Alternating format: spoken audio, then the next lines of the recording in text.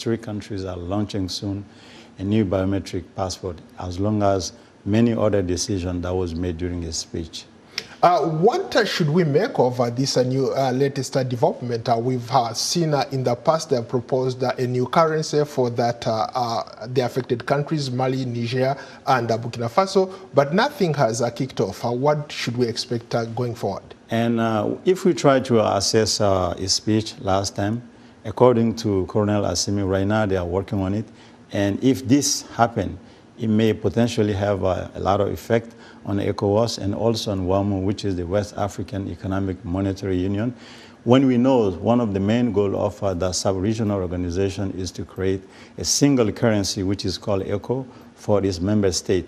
But with the withdrawal of those countries, which is Mali, Burkina, and Niger, which is almost 60 million people, it's going to be a lot of obstacles, especially for ECOWAS to attain, and also potentially to have also an impact on the free movement of people, especially the circulation and people and the goods within the regional organization. Hi everyone, and welcome to I'm a Ghana Observer. Just wanted to briefly discuss the news I saw regarding these three leaders who continue to place their citizens first. And just hoping that this continues because they're doing great things. They're putting the interests of their people first. A big congratulations is in order, and all these other African leaders who seemingly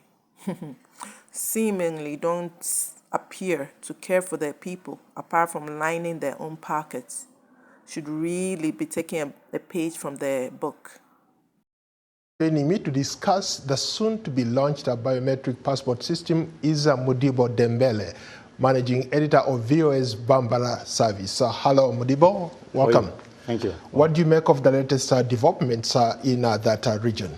And as it is known, the Colonel Assimi Goïta, during this address, he stated that the three countries are launching soon a new biometric passport, as long as many other decisions that was made during his speech. What should we make of this new latest development? We've seen in the past they have proposed a new currency for that the affected countries, Mali, Niger, and Burkina Faso, but nothing has kicked off. What should we expect going forward? And if we try to assess his speech last time, according to Colonel Assimi, right now they are working on it, and if this happens, it may potentially have a lot of effect on ECOWAS and also on WAMU, which is the West African Economic Monetary Union. When we know one of the main goals of the sub-regional organization is to create a single currency, which is called ECO, for its member state. But with the withdrawal of those countries, which is Mali, Burkina, and Niger, which is almost 60 million people, it's going to be a lot of obstacles, especially for ECOWAS to attain, and also potentially to have also an impact on the free movement of people, especially the circulation and people and the goods within the regional organization. But in this particular case, we are seeing these people trying to divide what has been the ECOWAS are known for bringing stability in that region. What do you make of that? And you're right. However, if you take like the reading from those leaders, they think the sovereignty and economic independence are not met. Reason why they are really trying to put in place this new entity, which according to them is a way and a chance for them to reach the economic and especially to get the political independence from like foreign colonizer, if we take the case of France. And I agree with that viewpoint that ECOWAS is an absolute disaster with the sovereignty, recognition of the sovereignty of each member state and the economic independence. That protocol of free movement, both of goods and of people within the ECOWAS countries, is also a disaster in my opinion. Total disaster. Because the respective countries are not producing anything. I believe the protocol that deals with trade, to be able to sell stuff in another country, you have to produce it. But what we found is that most people just travel, go get stuff and resell it. So it's not working. The free movement of people, total abysmal results. Because we not only have Nigerians fighting us over our retail space in Ghana, but when you are implementing such law as the GIPC law that stipulates people shouldn't sell in certain part of the market, apply it with human face. Because if ECOWAS protocols and laws are ignored for the sake of this, let's always apply whatsoever we do with human face. but this as well. In the following report, our reporter Justice Beidou digs into Accra street begging problem. The children who live here and their parents have come from West African countries like Mali, Burkina Faso, and Niger. Most of them sleep rough on hard pavements like this. And if you walk right up the street, there are hundreds more who sleep like this till morning. People who live here who have been speaking to me say on a daily basis, hundreds of them arrive in buses to Accra. Poverty is what forced us out of our country. Our government does not help us. We are only here because of poverty. As dawn breaks, the children and their parents flood the streets of Accra. The Beggars and Destitutes Act of 1969 makes begging criminal. And yet, like many other laws in Ghana, there's rarely any enforcement. Sometimes you feel like giving them something, but the more you give, the more it's like you're encouraging them to do it.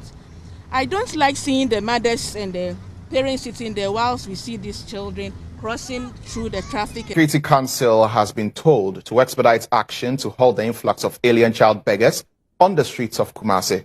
The principal streets of Ghana's second largest city have recently been invaded by hundreds of these beggars. The majority of them are believed to have migrated from Mali, Burkina Faso, South Sudan, Chad, and Niger.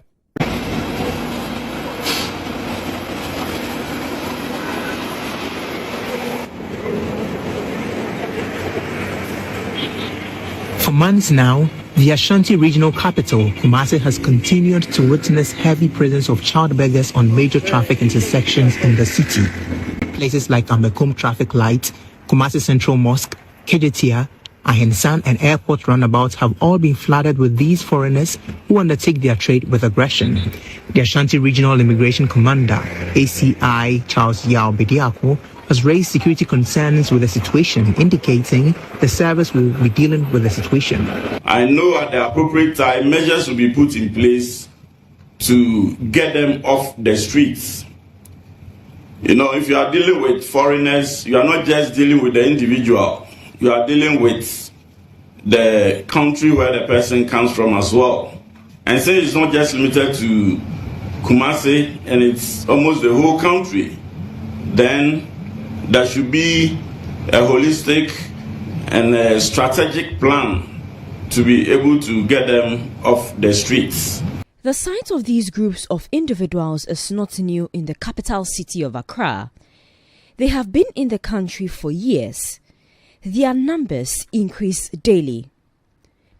They come into the country as part of a seasonal migration. Come to Ghana because our place is on. We travel to come here. We need help.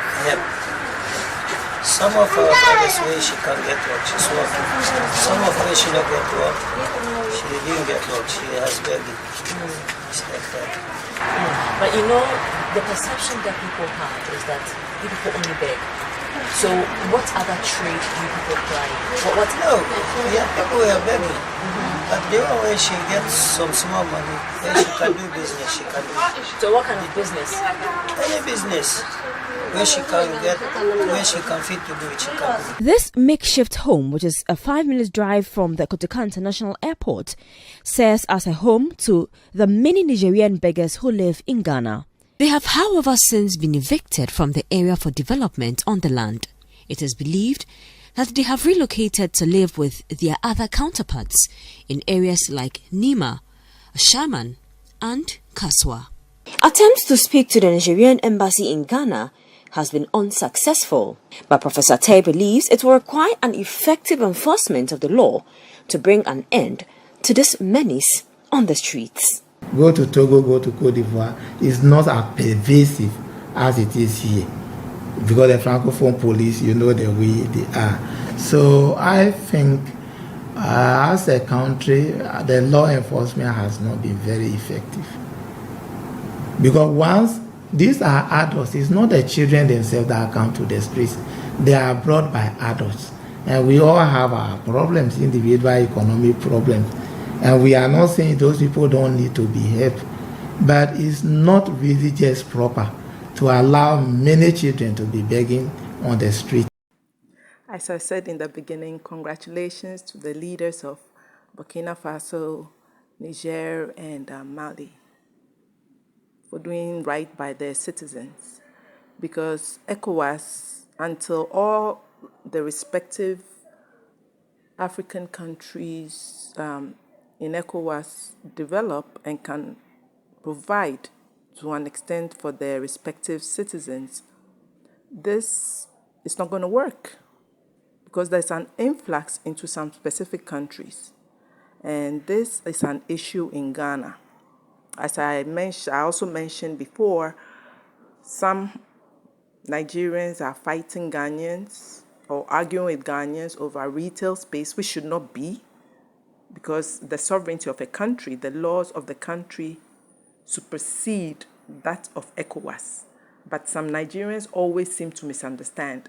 It's 90 days, and then you have to legitimize or regularize your stay. You don't just come in. But for some reason, that's the misunderstanding they have, and argue we are in ECOWAS, we can move around freely. No. You can come in for 90 days, and then you go back, or you formalize your stay. So because of this, also we see all these beggars here, because they can just traverse over borders and get in here. But I think this will be a win for Ghana, because these three countries will have to face the fact that they have to come and retrieve their citizens. So a lot of Ghanaians have also started agitating that we have to exit the ECOWAS because it's of no real benefit. We cannot be in our own country and be harassed and not have our peace. So we'll work on it, and hopefully our leaders will start also doing what is best for us. We are dealing with our own, some incompetent, again I'm saying some incompetent leadership, I would say most. So we cannot afford to have this influx of other people, because our resources take a hit, And that's all I'm going to say at this point. If you stayed thus far, thanks so much for watching, and I'll see you in my next video. Bye.